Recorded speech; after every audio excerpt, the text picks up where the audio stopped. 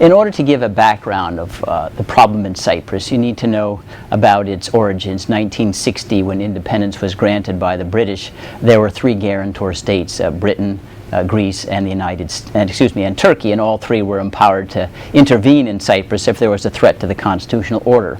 That threat soon emerged in 1963 when Archbishop Makarios, the Greek Cypriot leader, basically torched the constitution, and the Turkish Cypriots were driven out of their homes. They were oppressed and inhabited a small portion of the north.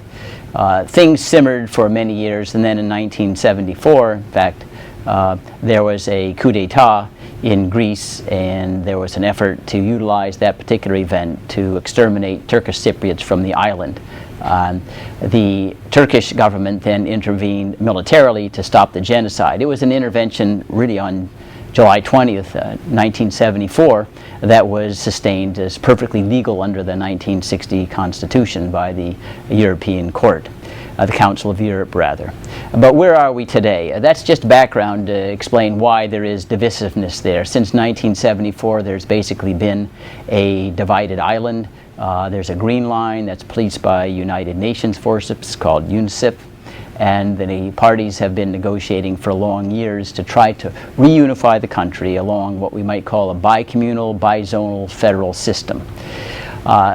At present, there are ongoing negotiations between the Turkish Cypriot president and the Greek Cypriot president. About a fourth meeting will be held later on in July, and it's looking towards perhaps a comprehensive settlement in negotiations to begin in September. There was a major effort 4 years ago, 2004, to develop a consensus that would enable reunification under a system that protected both the Turkish Cypriot identity as well as the Greek Cypriot interests, being the more populous part of the island. It was called the Kofi Annan Plan, after the then Secretary General of the United Nations.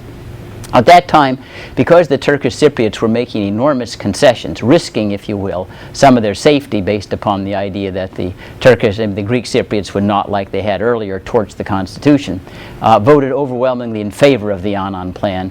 This is in April of 2004. The Greek Cypriots voted against it.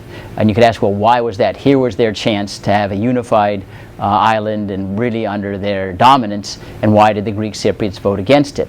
Well, the fact is that for long years, the international community has treated the Turkish Cypriots as a pariah unit.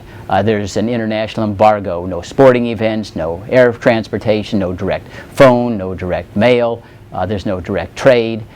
So the Greek Cypriots were waiting because they thought that the Turkish Cypriots might be strangled.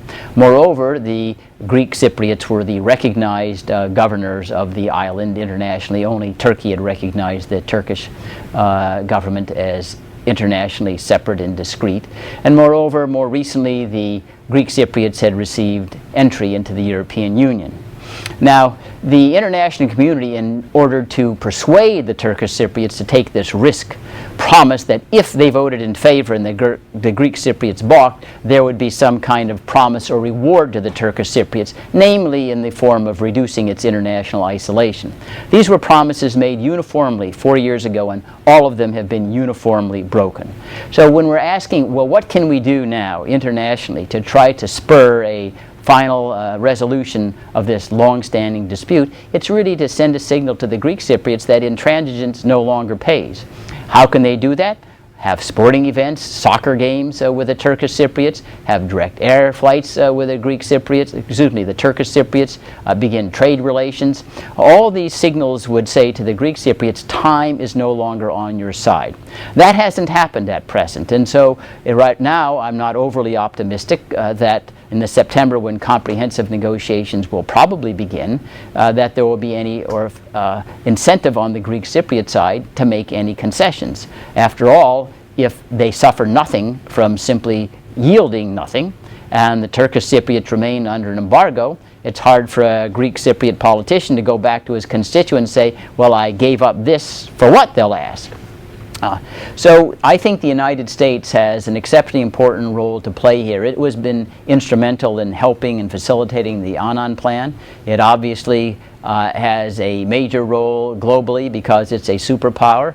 And I think the United States, if it was really serious about pushing this forward, should honor its promise made in 2004 to begin to have direct contacts with the Turkish Cypriots. Not to try to insult or snub the Greek Cypriots, but to recognize the realpolitik of international negotiations.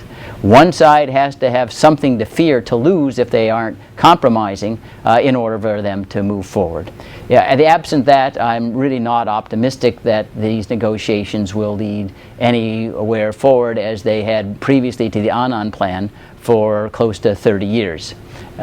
And the Turkish Cypriots simply can't be expected on their own to become vassals to the Greek Cypriot state by yielding their rights and protections while getting nothing in return.